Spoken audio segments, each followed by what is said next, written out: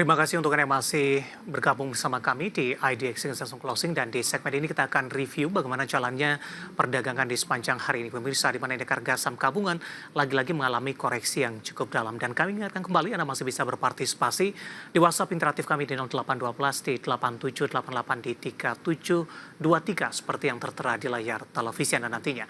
Dan saat ini kami sudah terhubung melalui Zoom dengan Bapak Joshua Marsius, Technical Analyst Philips Sekuritas Indonesia. Kita akan langsung sapa saja. Pak Joshua, selamat sore. Apa kabar, Pak? Selamat sore, Pak. Kabarnya baik tentunya. Terima kasih Pak Joshua sudah meluangkan waktu di IDX Channel.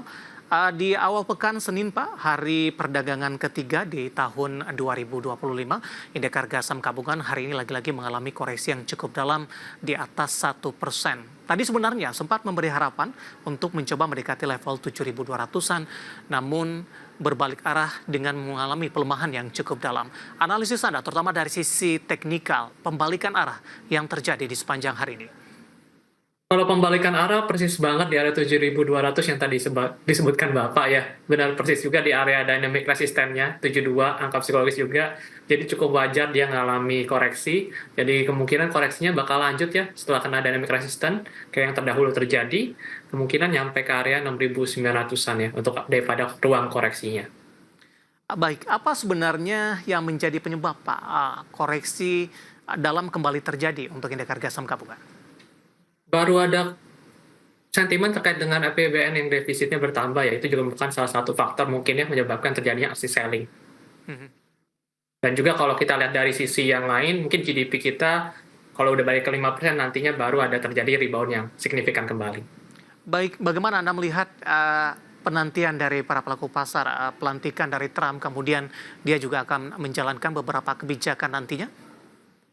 Kalau lihat dari Trump itu yang perlu kita tunggu, kita kena nggak bagian daripada kita bisa bilang tarif daripada tarif dagangnya. Kalau nggak kena mungkin dampaknya nggak gitu besar ya, tapi kalau kena nantinya, apalagi nanti kalau yang mungkin partner dagang kita salah satunya yang besar kan China juga kena mungkin besar sekali, itu bisa berdampak ke kita punya pertumbuhan. Baik, Pak Joshua, bagaimana Anda melihat sikap dari investor asing? Apakah aksi jual terus berlanjut tidak di awal perdagangan di 2025 ini? Sepertinya kalau lihat dari pasar reguler belakangan ini, kita bisa lihat itu masih net foreign sale yang 400 miliaran sekian net foreign sale, terutama di saham perbankan masih net foreign sale di tengah maupun masih bertumbuhnya daripada sektor perbankan dari sisi bottom line-nya. Kemungkinan sih masih berlanjut ya, kelihatannya masih nunggu kita mungkin balik lagi.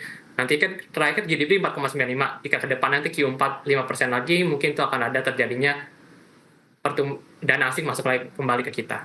Baik, penantian pelaku pasar terhadap kinerja kuartal keempat seperti apa secara keseluruhan? Untuk daripada kalau kita lihat perbankan ya, perbankan itu ada yang 3 rata-rata tuh bertumbuh sih kalau kita bertumbuh dibandingkan yang kita bandingkan secara tahunan. Kalau misalnya dari kinerja 11 bulan rata-rata tuh di 4-5%-an, kemungkinan berada di angka itu 4-5%, apalagi loan growth juga masih bertahan di angka yang cukup bagus di double digits, angka 10%-an.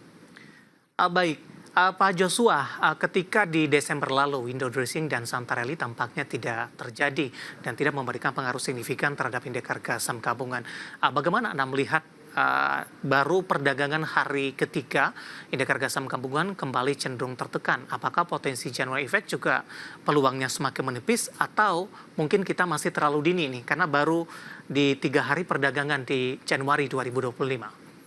Sebenarnya untuk nilai berhasil atau enggaknya mungkin terlalu dini ya, tapi kalau bicara terkait dengan historicalnya itu kan masih kalau 10 tahun ke belakang ditarik ya 50%, jadi kemungkinannya ya 50-50 nih bakal terjadi atau enggak.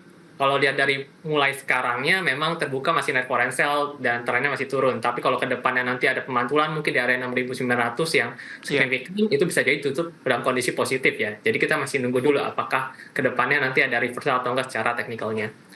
Baik, tadi pun juga sempat Anda singgung sebenarnya saham-saham perbankan big cap masih melanjutkan pelemahan, volatilitasnya masih tinggi dan aksi jual asing masih terus berlanjut.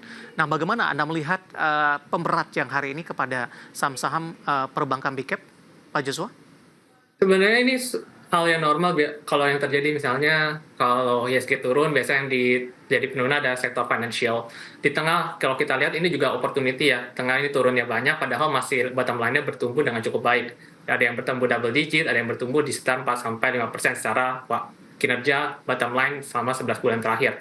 Ini merupakan opportunity yang baik, mungkin dilihat dari sisi valuasi ada yang sudah cocok belum dengan hasil valuasi masing-masing seperti itu. Baik, 4 perbankan big cap tampaknya kompak ini Pak, mengalami pelemahan yang cukup dalam. Saya mau ke BMRI terlebih dahulu, hari ini melemah di 2,59% dan bergerak di level 5650. Analisis dan rekomendasi Anda untuk BMRI? Kalau bicara secara teknikal BMRI, walaupun saham bank lainnya masuk BCA juga, itu rata-rata memang trennya lagi udah balik arah secara jangka pendek, trennya cenderung bearish. Kemungkinan sih kalau BMRI masih melanjutkan pelemahan ke 5475 sampai line 550. Di sana mungkin bisa kita watch nantinya adakah reversal atau enggak. Untuk sekarang masih cenderung akan melemah, apalagi masih bergerak di bawah level resisten Rp6.100. Rekomendasinya Pak untuk BMRI? Kita mungkin bisa wait and see dulu, nunggu sampai ke sekitar range tadi ya, support 5475 sampai 5550 itu baru menarik kembali. Baik. Dari BMRI kita beralih ke BBNI Pak, melemah di 2,42%, 4430 penutupan hari ini.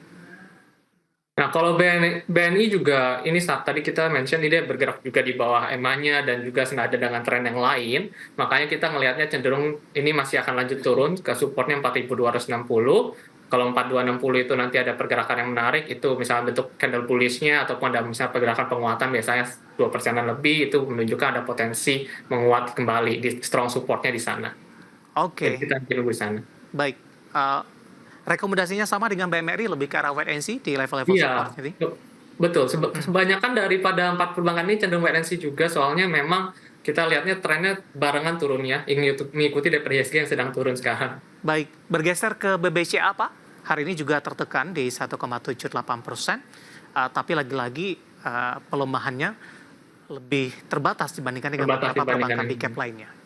Sebenarnya pelemahan terbatas ini mungkin juga karena kinerjanya mungkin agak sedikit lebih tinggi dibandingkan big bank lainnya, itu makanya dia lebih rendah, tapi memang secara tren kita barengan turun sekarang ya. Kalau dilihat dari tren teknikalnya ini juga bergerak di fase markdown juga, MACD-nya pun udah bentuk bearish crossover, sehingga kemungkinan masih bisa melanjutkan pelemahan ke level 9550. Nah, sama yang kayak tadi kita masih cenderung wait and see, nunggu ada pergerakan breakout bahkan kalau misalnya kalau BCA.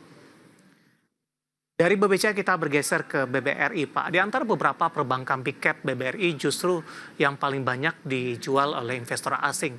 Sebenarnya apa yang menjadi kekhawatiran dari investor asing terkait dengan saham BBRI? Mungkin kalau dari segi BRI itu kan kalau kasih pinjaman itu biasanya lebih ke area yang mikro ya. Kayak beli mungkin kalau kita lihat cenderung belakangan ini mulai menurun, walaupun retail sale masih bertumbuh ya di angka 1,5% terakhir, mungkin itu yang menjadi concern-nya, dan CKDN-nya juga naik, itu yang mungkin mengurangi daripada sisi pertumbuhan bottom line-nya, makanya menjadi pertimbangan untuk aksi sell dari investor asing, mungkin itu yang dilihat oleh mereka ya Pak. Jangka pendek dan menengah masih downtrend tidak Pak untuk BBRI? Sekarang masih downtrend, cuman kita makanya lagi nunggu di level yang psikologisnya 4.440, di sana kalau ada tadi reversal yang menarik baru agak oke ya sebagai area yang bisa diperhatikan kembali. Baik, bisa diulang Pak? Di area 4.000 sampai 4.040 merupakan area yang cukup menarik di sana. Oke. Area psikologi sana jika nanti sudah tersentuh, kemudian ke depannya adanya mungkin pembentukan candle reversal, mungkin outside bar break atasnya, high-nya itu baru mungkin menarik. Kita lagi nunggu di area sana. Baik, analisis dari saham-saham perbankan big cap yang hari ini kembali menjadi pemberat untuk indeks harga saham gabungan. Sektor keuangan menjadi pemberat, Pak. Sektor teknologi lagi-lagi menjadi pemimpin penguatan di hari ini, di mana dalam beberapa waktu terakhir, terutama semua perdagangan di sepanjang 2025, sektor teknologi juga sudah mengalami penguatan signifikan. Tidak lepas dari penguatan dari saham Goto, yang hari ini secara intraday sudah menyentuh di level Rp84 per sahamnya. Analisis dan rekomendasi untuk Goto.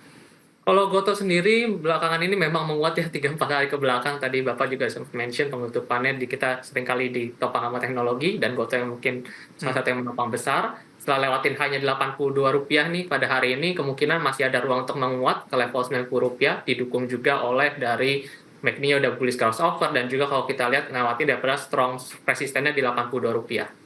Ada peluang ke 90, Pak Joshua? Ada Pak, ada di Rp90 tadi untuk peluangnya. Oke, 90 resisten akan mampu dikejar oleh Goto. Ada ekspektasi tidak Pak? Goto EBITDA-nya akan cenderung positif di kuartal 4? Nah, kalau itu saya jujur belum melihat terlalu jauh terkait dengan sektor ini ya. Jadi mungkin saya belum bisa ekspresi terlalu jauh terkait dengan hal itu. Baik. Analisis teknikal Gotoh hari ini menguat 2,56% di 80, masih ada potensi ke level Rp90 per saham dan lagi-lagi keputusan investasi tetap ada di tangan pemirsa ADX Channel. Pak Joshua, kita akan jeda terlebih dahulu. Nanti kita akan coba lihat saham-saham pilihan apa saja yang Anda rekomendasikan, terutama di tengah pelemahan dalam indeks harga saham gabungan di sepanjang hari ini. Dan pemirsa, kami akan segera kembali sesaat lagi.